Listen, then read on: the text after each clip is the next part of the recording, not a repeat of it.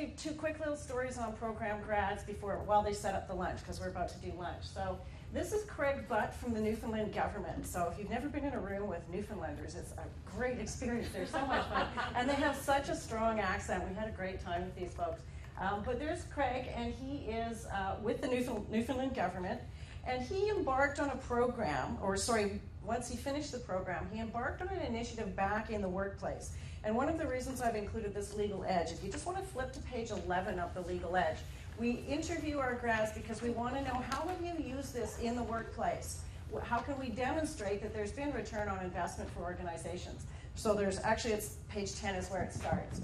So Craig Butt was tasked with the procurement for procuring all of the interactive whiteboards for all of the school districts in Newfoundland.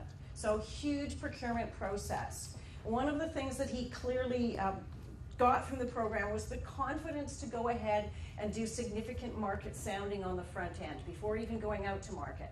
So, the structure of the deal, what's out there, those kind of things. As he says in the article, I knew about market sounding, but he had the confidence, as he said, page 11 there, that sort of middle paragraph in the middle bar. I wouldn't have suggested using market sounding approach without having been through the PSPP training, and I would definitely do it again. This was one of the largest procurements I've done for the GPA, probably one of the most enjoyable experiences I've ever had in government purchasing. So not only did he save, because the article, you could read it, but he said the results came in about $1,300 less per unit than they had even budgeted for. So they got such cost savings, it allows them to buy now up to 700 more whiteboards for the school districts. So not only was there huge cost savings, but it really was, you can tell, it was a great experience for Craig. That's what we're talking about, employee retention and engagement. Give them skills, give them new tools, make them feel valuable, deliver things like this for your organization. So that was a great, and as he says, the knowledge passed on through the instructor is something totally intangible. Don't think you could put a value on it. One of our other grads, Jerry Wilson, and I wanted to include Jerry because he's probably the most senior person we had go through the program. So we had everything from, we had a fellow from PEI, he'd never done purchasing, he'd never been in procurement, didn't know what it was. So he came in, he was so engaged and so enthusiastic, he did great.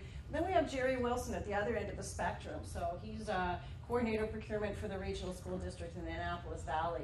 And he's got, look at all the certification. He's got the NIGP certification. I think CET is certified engineering technician or something. So he's been in procurement for 20 plus years, very senior. And he was a great augment to the program. He had great examples.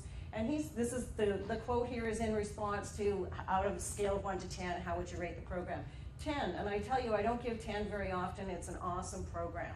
And so he's very engaged with helping us roll this program out because he is an NIGP supporter. It's a very credible program. It's got its place, highly recommend it.